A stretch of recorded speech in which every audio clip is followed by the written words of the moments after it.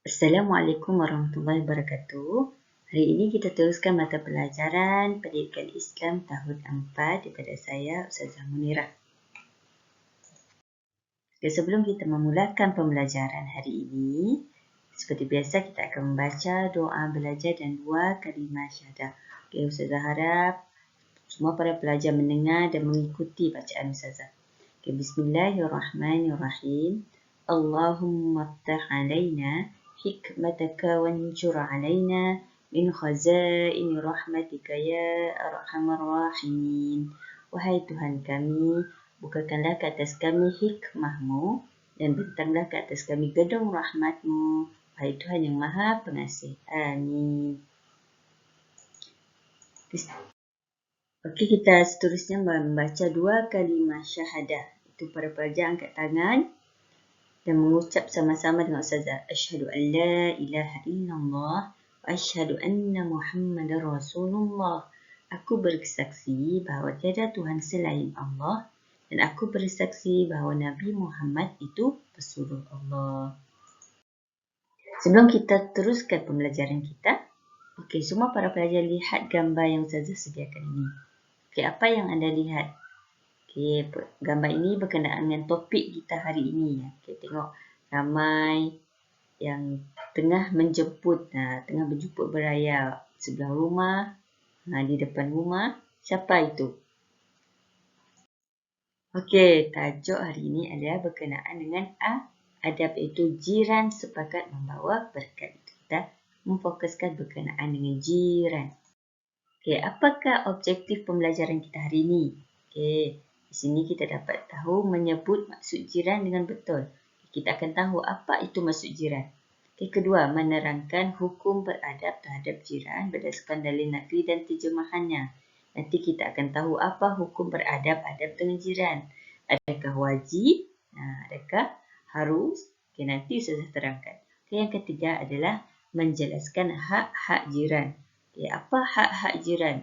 Apa yang jiran dapat? Apa yang perlu jiran dapat? Itu adalah berkenaan dengan hak-hak. Okey, yang pertama sekali, kita mestilah tahu maksud jiran. Apa itu maksud jiran? Jiran ialah orang yang tinggal berhampiran dengan rumah seseorang dan ia juga disebut tetangga. Jiran ataupun tetangga itu adalah perkara yang sama.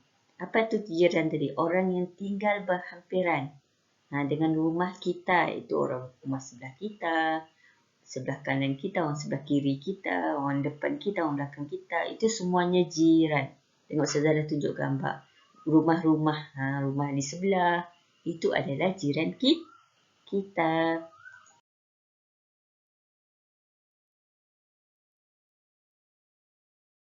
Dalil nakli yang berkaitan dengan jiran. An Abi Hurairah radhiyallahu anhu, Rasulullah sallallahu alaihi wasallam qala, Man kana yu'minu billahi wal yawmil akhir fala yu'zi jarah. Riwayat Al-Bukhari wa Muslim, yang bermaksud daripada Abu Hurairah radhiyallahu anhu bahawa Rasulullah sallallahu alaihi wasallam bersabda, sesiapa yang beriman dengan Allah dan hari akhirat, maka janganlah menyakiti jirannya. Dalil nakli yang berkaitan dengan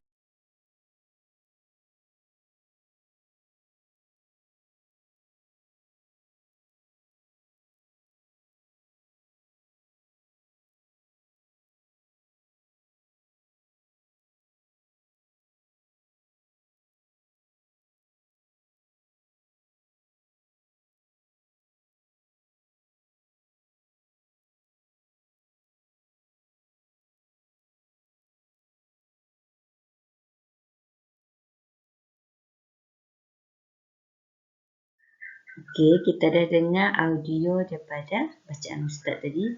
Jadi kali ini, Ustazah nak kamu semua dengar bacaan daripada Ustazah dan ikut.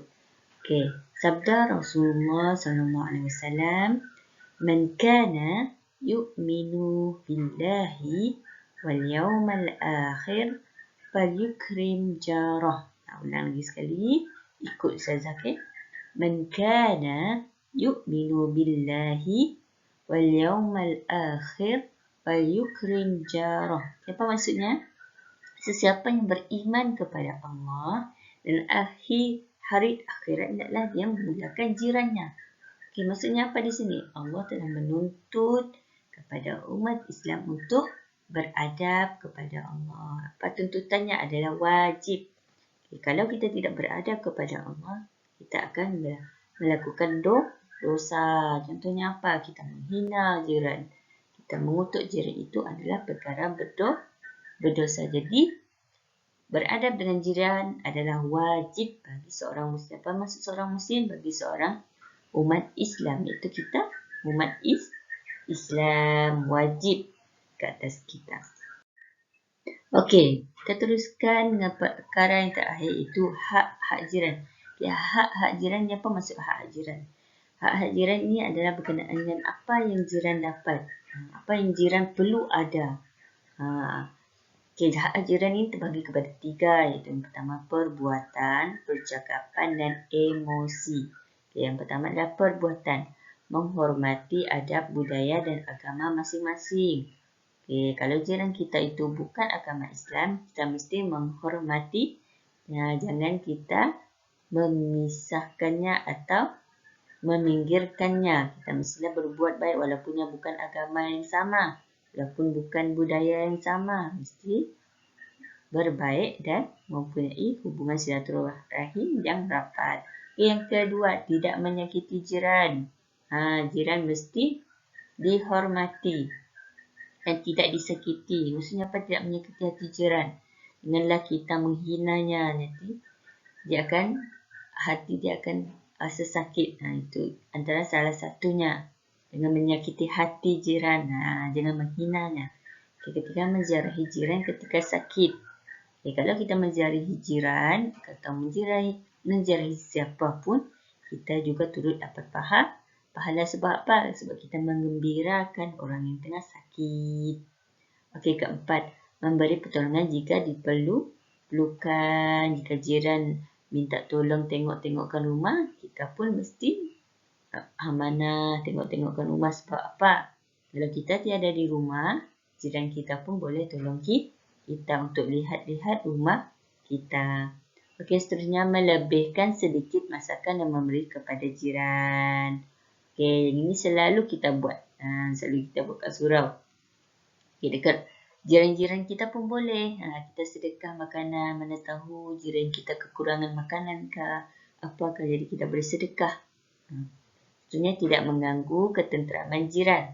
Maksudnya apa ketenteraman jiran itu? Maksudnya kita tidak buka radio besar-besar, buat bising, buat apa lagi. Jangan mengganggu keadaan jiran.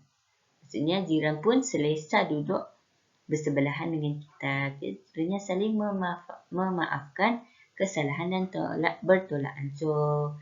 Maksudnya jika jiran ada melakukan kesalahan, kita haruslah memaafkannya. Dan jika kita ada buat salah kepada jiran, kita haruslah meminta maaf. Seterusnya berkenaan dengan percakapan dan emosi. Percakapan, memberi nasihat sekiranya perlu. Maksudnya, jika kita hendak menasihati jiran, mestilah menasihati dengan cara yang baik, dengan cara yang kasar. Yang kedua, mengucap tahniah atas kejayaan jiran. Contohnya, anak jiran itu mendapat 10A. Kita ucaplah tahniah. Sebab apa kalau kita ucapkan tahniah? Sebab itu adalah perkara baik dan akan mengembirakan jiran. Ketiga, menjaga pertuturan. Apa maksud pertuturan? Pertuturan maksudnya percakapan. Apa yang kita cakap dengan jiran, apa yang kita sampaikan dengan jiran, kita mestilah berlemah lembut dan sopan. Jangan bercakap perkataan yang kasar. Supaya tidak berlaku salah faham dan tidak berlaku perkelahian. Seterusnya last, emosi. Dia berprasangka baik dengan jiran. Kenapa perlu bersangka baik dengan jiran? Kalau kita berprasangka buruk, itu adalah akan menyebabkan kita timbulnya fitnah. Lebih baik kita bersangka baik.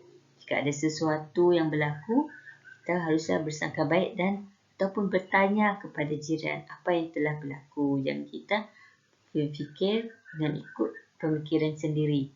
Kedua, bersimpati apabila jiran ditimpa kemalangan. Yang ini penting. Kalau jiran ada memerlukan pertolongan, kita perlulah datang dan memberi bantuan apa yang mereka perlukan. Okey, itu sahaja untuk pembelajaran kita hari ini. Okay, apa yang kita belajar hari ini? Itu yang pertama adalah berkenaan dengan jiran. Ya, kita akan tahu apa maksud jiran. Apa tadi? Jiran bermaksud orang yang tinggal berhampiran dengan kita. Itu orang yang tinggal sebelah, orang yang tinggal di depan kita, rumah belakang kita. Itu adalah jiran. Okey, apa lagi? Apa hukum jiran tadi? Hukum jiran mestilah wajib. Mesti beradab dengan jiran adalah perkara wajib. Kalau kita tidak beradab, kita akan berdosa. Ketiga tadi apa? Hak-hak jiran.